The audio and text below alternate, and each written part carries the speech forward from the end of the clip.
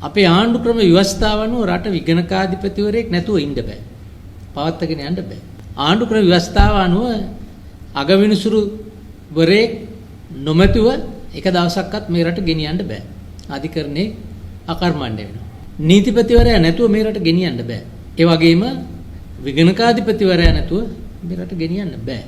එහෙම ගෙනියනවා නම් ගෙනියන්නේ ප්‍රජාතන්ත්‍රවාදයට පයින් ගහලා. සල්ලි එකතු කළා ඇති. දැන් වැඩි කරමු. LOLC සුපර් සේවිං ඉතුරුම් ගිණුම. එතකොට වර්තමාන ආණ්ඩුවට අඩුම ගානේ විගණකාධිපති තනතුරට සුදුසු කෙනෙක් හොයාගන්න බැරි මට්ටමට ඇද වැටිලා කියලා කියන්නේ ආණ්ඩුව එතනින්ම සාර්ථක වෙලා ඉවරයි කියන එක.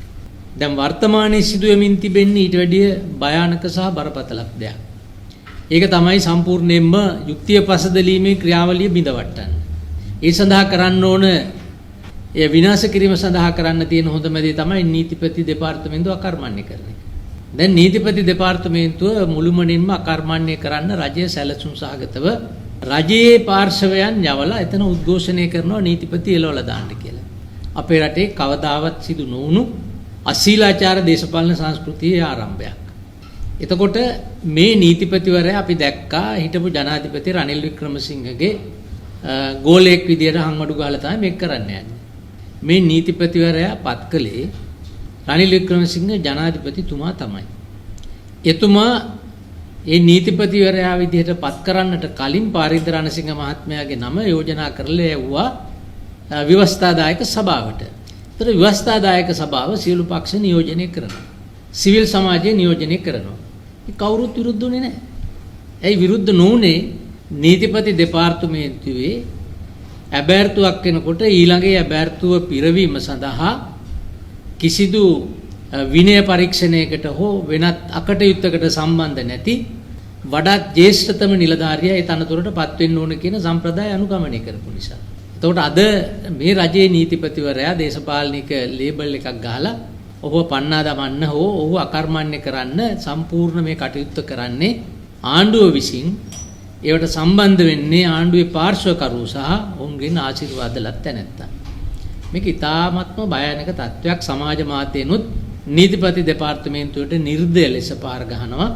අපි දන්නවා මේ රනිල් වික්‍රමසිංහ මහත්මයාගේ නඩුව සම්බන්ධව නීතිපති දෙපාර්තමේන්තුවේ විවිධ මත තිබෙන බව. නීතිපති දෙපාර්තමේන්තුවේ අභ්‍යන්තරයේ ප්‍රශ්නයක් මතුවලා තිබෙනවා. ඒ මතුවෙච්ච ප්‍රශ්නය අපි මෙන්න මේ ආකාරයට අවබෝධ කරගන්න පුළුවන්.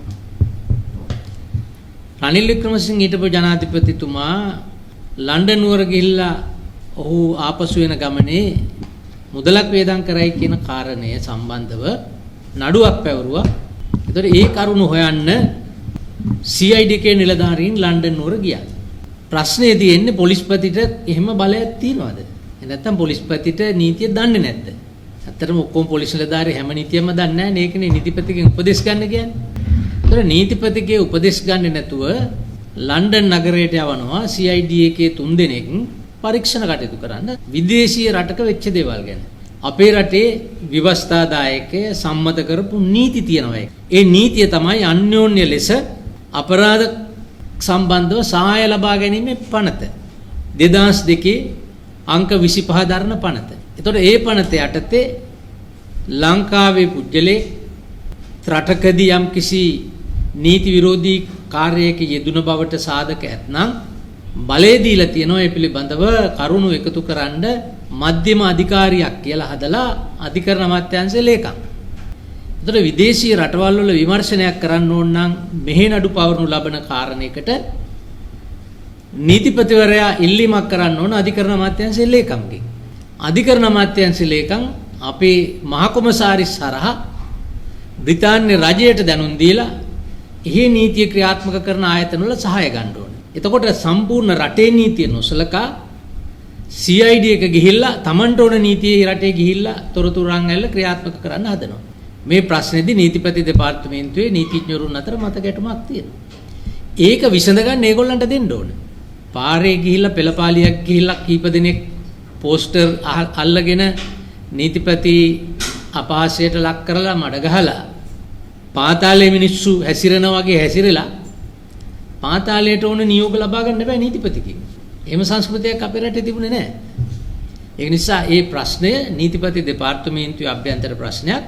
රජයට නීතිපතිට උඩින් නීතිය සම්බන්ධව ක්‍රියාත්මක කරන්න බෑ. නීතිපති දෙන නියෝගය අවසාන නියෝගය. නීතිපතිවරයාගේ නියෝගය කවුරු හරි අභියෝගයට ලක් කරනවා නම් අධිකරණයේ තියෙනවා. ඉතින් ඒ ක්‍රමවේදයට යන්නේ නැතුව අපි දකිනවා මේක නීති ආධිපත්‍ය රකින්නවා කියලා ආවට රට යම් මට්ටමකට අරාජික තත්වයට පත් කිරීමේ වැඩපිළිවෙලක් මෙතන ක්‍රියාත්මක වෙනවා කියලා අපිට හැඟෙනවා. ඒක බොහොම පැහැදිලි ආණ්ඩුවට විරුද්ධයි දැන්.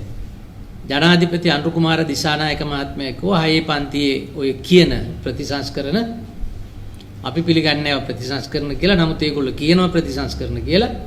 ජනාධිපතිතුමා අමාත්‍ය මණ්ඩලයත් එක්ක සාකච්ඡා කරලා තීරණයක් දුන්නා මේවා කල් දානවා මේ අවුරුද්ද ඇතුළත කරන්නේ නැහැ කියලා.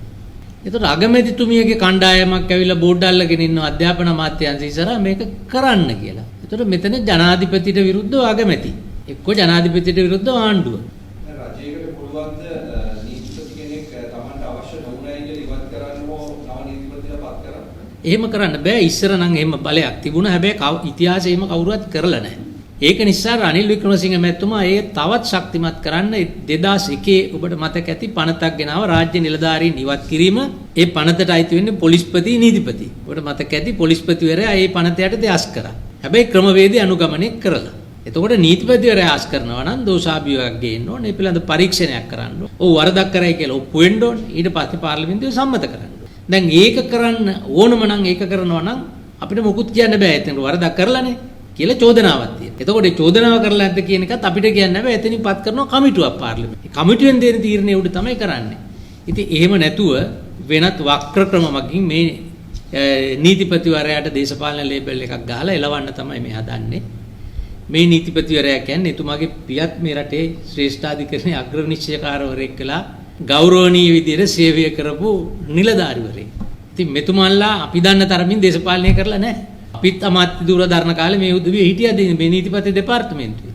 අපි කවදාවත් දේශපාලනික බලපෑම් කරලත් නැහැ. අපෙන් එහෙම උදව් උපකාර ඉල්ලලත් නැහැ. ඒවල ස්වාධීනව කටයුතු කරා. අපේ කාලේ තමයි කේලිය රඹුක්කැල්ල මැතිතුමා අපේ කැබිනට් එකේ හිටියේ. අපි නීතිපති දෙපාර්තමේන්තුවට බලපෑම් කරා නම් එතුමා අත්අඩංගුවට ගනීද? අපි ස්වාධීනව නීතිපතිගේ මතේ අනුව නීතිපතිට තියෙන බලය ක්‍රියාත්මක කරන්න අපි ඉඩ දුන්නා.